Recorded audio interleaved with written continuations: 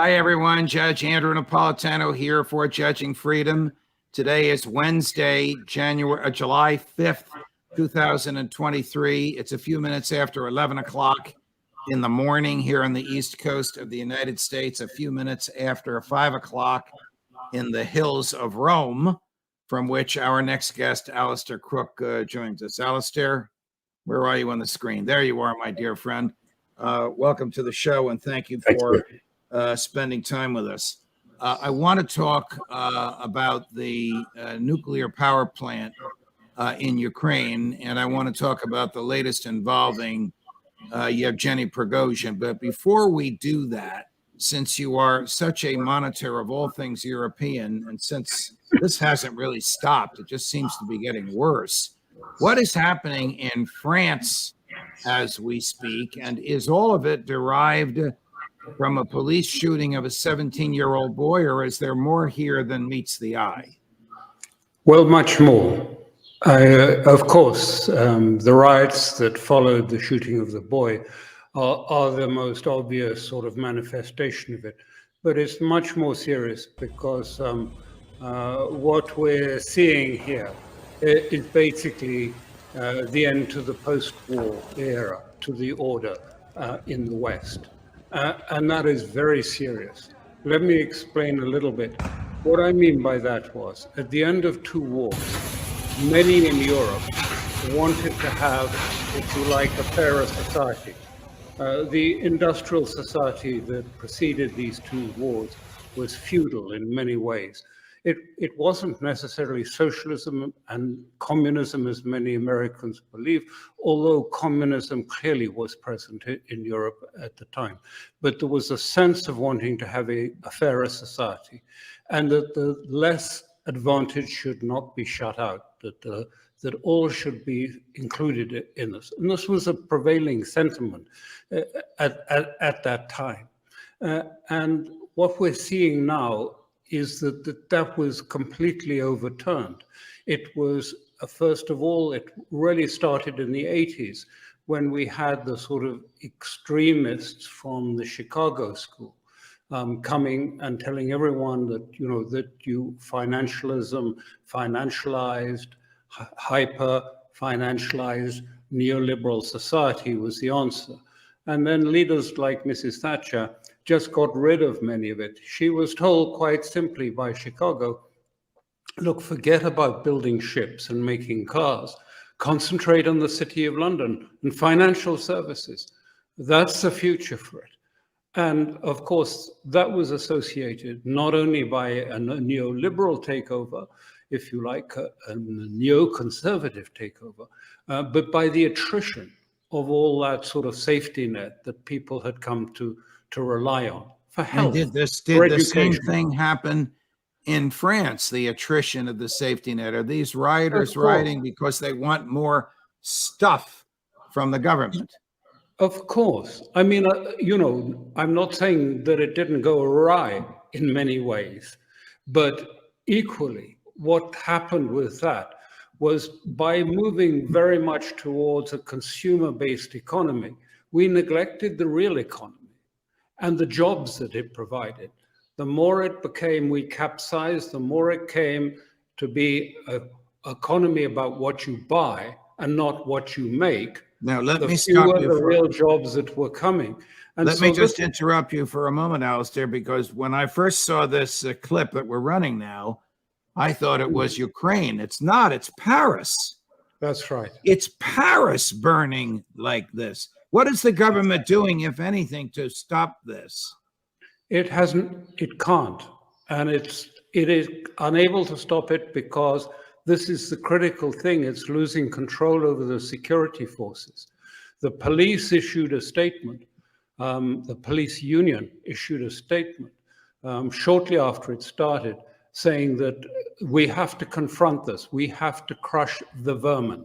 They called it that. They said, we have to crush the vermin, which of course was the immigrants that were basically at the root of the rioting. Now it's changed, and now we're getting white vigilantes, French vigilantes, understandably wanting to protect their property, wanting to protect their shops, and they are going out to contest this. military leaders have sent a letter to the president saying, unless you control this violence, unless you stop the rioting, we are going to do it for you. And it's a challenge to the government. And the answer, and the quick answer to what you said is, why is it so serious, is there is no answer to this. I mean, this is a problem. I mean, we had all those riots in Paris before, which were not about immigration necessarily, but they were about the economic system, which has been slowly deteriorating and slowly becoming more and more financialized and capsizing away from a real economy, which is the real economy which provides people with a job, ability to live, to buy a house and a car. And well-paid jobs now in Europe are far and few between if you're not in a bank or in one of those financialized elites. So how to get the economy back onto some sort of balance? You know, this was all seen in the 18th century. Friedrich List, the famous German economist who took issue with Adam Smith, he said, you know, if you end up with an economy that is which is predicated upon buying, i.e. a debt-based economy, if you do that, eventually you will constrain the real economy so that it is not able to support people, not able to support the people that want to have jobs in the future. So our colleague and friend who appears on the show once a week, Colonel Douglas McGregor, though a military man, is, like you, a historian. And he predicts that President Macron will not serve his full 6-year term, to which he was just reelected last year. Do you share in that gloomy prediction? I share with the fact that he is being warned now, both by the police and by senior. You remember a number of senior French generals wrote to the president I think about a year ago, saying, if you don't do something, we'll have civil war in France. The president ignored that, and the president took action against the people that signed it. Now there's a new letter saying, if you don't do something about it this time, we are going to take over and we are going to sort this out. And so it is very serious. Can he survive this? I just want to add one thing, which I think is very important, is everyone thinks, first of all, it's, you know, that the French are disposed to rioting. It's not just that. You will see soon that the Conservative government in the UK is likely to suffer a catastrophic electoral failure. Why? Because of immigration, and the same issues that are in France are there. Why are we having the same changes taking place in France? That original social pact that came about after the war has gone, and it went largely because of the shift towards neoliberalism, which was accompanied by attrition of the whole of the social services, the health services, the educational system.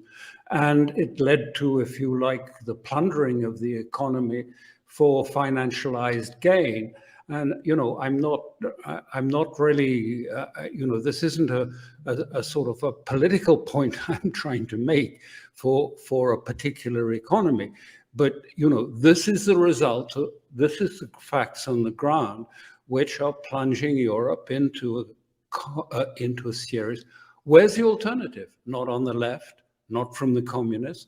Where is the alternative? Anyone who says something about, you know, the economy and the need to actually get back to something of a real economy as well is described as far-right extremist. Right. One last observation, sort of question on France, and then we'll get to President Zelensky's latest diatribe. Is the solution in France authoritarianism on the right? Is it Marine Le Pen?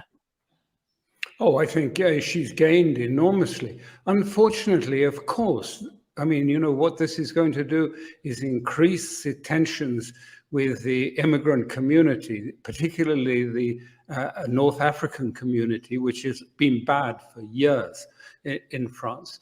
And there are the same problems in other parts of Europe. But of course, it's going to cause, look, here in Italy, every weekend, we get the equivalent of a small town arriving on the islands off the south of Italy, on Lampedusa or Palanteria. You get sometimes as much as 30,000 immigrants turning up on ships which are chartered to bring them in specifically illegally. And when you look at the videos, they're young men. You don't see them. You used to have women and children amongst them, but you see them getting off and storming onto the beach. They break up the beach chairs, they smash things a bit, and then they take off up into the town. How does any country, we don't have spare sort of small towns sitting around in Europe that you can just put these people to. They go into a camp and then they become more bitter and more angry. And many of these people, because I know this because I followed and was visiting Syria during the war there very often, many of the people come from areas where there's been climate change, depleted the agriculture of those areas. They've been bankrupt. They came into the city. These were the fertile ground for ISIS. Many of these people are not, I'm saying ISIS, but they're culturally attuned in that direction. Yes, it's not a pleasant problem that either the police or the authorities are facing. And what does you say, what is Macron's answer to it? He says, well, we must all sit down and try and talk together. And, you know, I'm not sure, I mean, that may keep it for a little while, but it's the major problem facing Europe. And it's causing not only just that breakdown, but new patterns of voting, new alignments. I think the old alignments, right, left, are over. I think the class alignment is gone in a way. We're talking about values now. People who stick with traditional values, family values, if you like, family values about saving the country and the family and things are on one side. And then on the other side, you have, if you like, the zealots who are talking about a woke world and a green world that seems extreme to ordinary citizens of Europe. You'll be familiar with what I'm talking about. Of course. To the other major crisis facing Europe as we speak, which is, of course, the war in Ukraine. Here's President Zelenskyy yesterday with an English translator.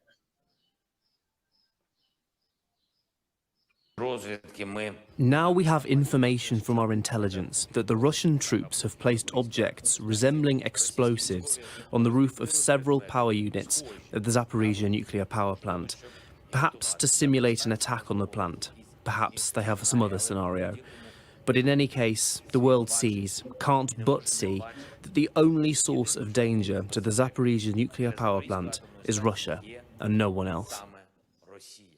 Does he expect us to believe that the Russians would destroy themselves by detonating a nuclear power plant? Or is this a false flag timed to influence the meeting of NATO foreign ministers next week, at which the prospect of Ukraine membership in NATO will be front and center? Absolutely the last. I mean, it's totally untrue. There has been nothing of that. And the head of the Atomic Authority, Grossi, has said publicly in these last hours, and he said very clearly, listen, I've been there. It's not what I saw. We have people on the spot who are informing it. There are no weapons. There is no mining of the basement. There are no bombs placed on the power stations. By the way, the power stations are cold. They're not hot. It's only the cooling system that's really running at the moment.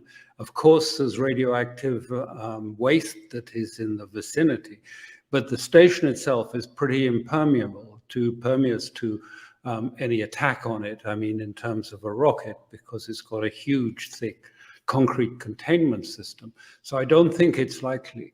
The Ukrainians did try an assault a couple of days ago, and it was immediately crushed by the Russians before they crossed the river. And do you think the Ukrainians are reckless enough to assault this nuclear facility and then just come what may. I don't think they have the ability. I think it's partly bluff because they know what's coming at Vilnius, which is the NATO summit, which starts next week. They know that they're not going to be offered NATO membership. And this is their last throw of the dice, is to try and get NATO in Ukraine or an Article 5 declaration against Russia. But I don't think there's any chance of that. By the way, there were a number of European governments who approached Zelenskyy overnight in this recent period about what was happening at the Zaporizhzhia power plant.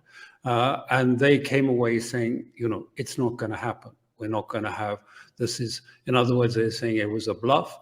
And it's all about trying to push Europe into giving some sort of commitment of a short circuit entry for Ukraine into NATO, or that they would send NATO forces to control what's happening around the Zaporizhzhia power plant. I don't think, and Grossi, who is not very, forthright politically, has been quite explicit in this case. He says, it's just not happening. I've been there. There are no bombs. There's no attack. The Russians are in control, and it's operating perfectly. We're talking here about mostly the cooling system rather than the reactors. All right, switching gears now to Yevgeny Prigozhin. In American football, when you have just a few seconds left in the game and you're losing and you have the ball, the quarterback throws what is sometimes called a Hail Mary pass. He just throws it in the hopes that one of his receivers will be in the end zone and catches it. I suppose if he's Catholic, like Tom Brady, he would actually say a Hail Mary, but this is known in the media as a Hail Mary pass. Why do I give this background? Because you, my dear friend, in a brilliant article you just published in the past few days, perhaps so Americans wouldn't think about the significance of July 4th, 1776, but nevertheless, you published it in the past few days, referred to Prigozhin's antics as a Hail Mary pass. If they were, who threw the ball? The West. The West threw this ball. They really did believe that they were going to see this ample evidence. They thought we were going to see a lot of killing, Russians be killing Russians, and that it was going to be civil war. And they took this idea and they were so disappointed. CNN were lined up for sort of 24-hour coverage. They pulled in all the generals, some of whom you might know, to be commentators when it went. We had the ex-ambassador, like Fall, coming on, and Applebaum, everyone saying, well, the civil war is coming. But, I think I don't want to go down a rabbit hole, but, it's very unlikely for me that the Russian intelligence did not know in advance, well in advance of what was coming. And certainly, as you have reported, I think on this, Congress were informed several days in advance. The British Prime Minister was informed, watch out for this weekend. It's going to come and all our problems are solved because, we don't have to worry about the Ukraine war anymore because Russia is going to be in flames with a civil war inside. And they're reeling from it. I think they really are. The intel community in the West is reeling from this after the failure of the Ukrainian offensive. They just don't know what to do. And this is why this whole Vilnius thing is so much up in the air. They don't know what's the answer. And Europe now feels trapped, utterly trapped by your succinct answer to my question of who threw the ball, the West. Does that mean that was the West? Does that mean that CIA and MI6 facilitated, plotted, planned? In other words, more than just knowledge of this, they helped it along. or did they just wish it success? Well, we don't, I mean, we can never know the full details of that. They're certainly not going to be that frank. But from all, I mean, from, first of all, all that, Zelenskyy was saying, I mean, was setting him up for a pitch. I mean, it was very obvious. It was not the normal things that a military commander would say. And he's been saying it for 6 months, and he's never been reprimanded. He's never been criticized. He's never been removed for 6 months. And then, as we saw with the leaks from Teixeira, he was supposed to be offering deployments to Kiev. And then in January, according to all the sources that I have seen, he was approached by Americans in Africa and asked if he would cooperate. On what terms? I don't know. What was the basis of it? I don't know. Whether they truly believed he had the capability to do this. I mean, I would hope they didn't believe it, but possibly they did believe it. So he's in Belarus. Is he there because it's convenient for President Putin not to have him in Russia? Is he there because he's going to be interrogated and prosecuted? Or is he there to reestablish Wagner to provide more assistance for the Russian military, perhaps if they have to assault Kyiv? Yeah, I think that, I mean, as far as I understand it, he's sort of actually toing and froing at the moment with Moscow. I don't know. But I think, I don't know that's going on at the moment. There's sort of having to sort out the legal aspects of Wagner and what they're going to do. But I think quite clearly, Lukashenko is going to use them. There are already substantial numbers of regular Russian troops in Belarus, and either they can be quite close to Kiev, or if there's going to be, as seems likely, because there's been a large movement of Russian forces along the border with Kharkov province. And in either case, having Wagner there with their special skills, they don't have the full skills of an army, but with their special skills of, storming cities, storming areas, they would probably be very useful indeed there. I don't think, by the way, there's any intention to storm Kiev, even with this big mobilization we have now. To take a city of several million is not easy. I mean, it takes huge manpower. I wouldn't be surprised, though, if they wouldn't just surround Kiev at some point and say, well, what are you going to do now?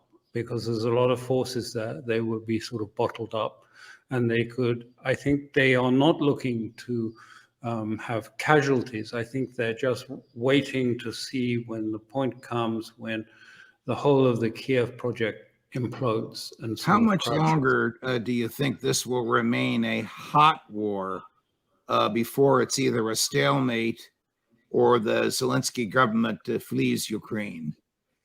I think probably, I don't know, sometime into August. I think it'll probably, I don't think it's in the Russian interest for it to go on another year, which might be the conclusion to that. It's not going to be a stalemate because it's not in the Russian. It's certainly not. First of all, Lavrov has said they're not going to have a frozen conflict. Why should they? I mean, this is what happened after the Maidan coup. After the coupists then set up, a big army to challenge the dissidents in the Donbass and Luhansk Republic, and ultimately Russia. And NATO armed them and prepared them for this conflict. If they have a frozen truce, which America says explicitly, will be the time where we give them more weapons, more training, more aircraft. Russia will see this, oh no, we're just going back to the same old thing. Once, wash, rinse, and repeat. Wash, rinse, and repeat. Alastair Crooke, always a pleasure, my dear friend. How the fans of this show appreciate your insight, I almost can't even articulate in words. Nothing short of brilliant. Thank you for all your time. We'll see you again soon. Thank you very much. All the best. You're welcome. Of course, more as we get it. Later today, Tony Schaefer Phil Giraldi, and Larry Johnson. Larry at 4:30 Eastern has a broadside against his former employers, the Central Intelligence Agency. Judge Napolitano for Judging Freedom.